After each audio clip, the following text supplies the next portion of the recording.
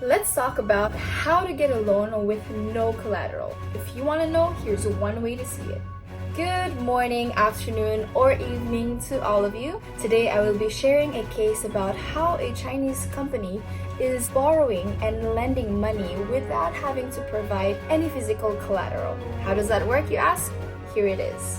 Let's start to talk about the company. So the company is called JieDaiBao, and it's a peer-to-peer lending company from China, and it is one of the country's top 10 unicorns with a valuation of over $10 billion.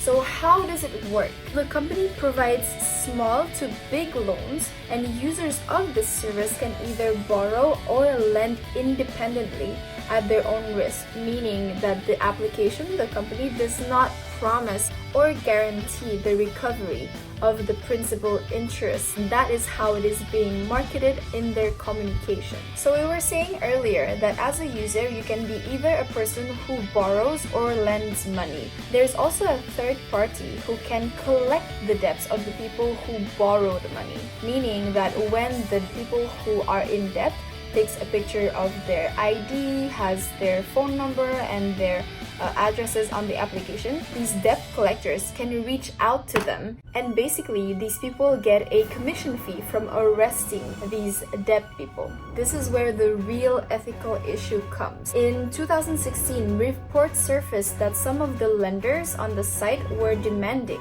not only an ID, not only a phone number or an address. They were demanding that certain users collateralize the loans with nude photos of themselves, which could be released online in the event of a default. Meaning that if these people do not pay back their loans, all of their pictures, personal content will be shared all on mass media. According to reports from China, online lenders are demanding that female clients send them naked photos of themselves in order to get access to loans. The idea is that in case of a failure to repay debt, the lenders will publish the images on social media as a threat.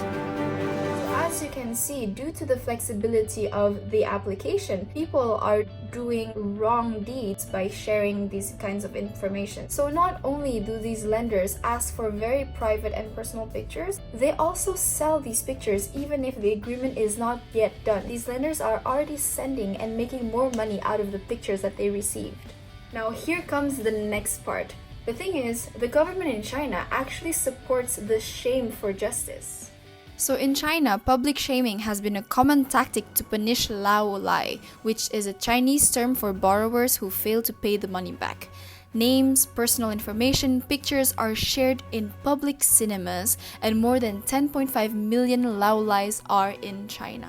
So at this point, we can clearly see that there are marketing communication issues in the process, in the experience, and also from the government. And from this, of course, there are trending issues on Twitter.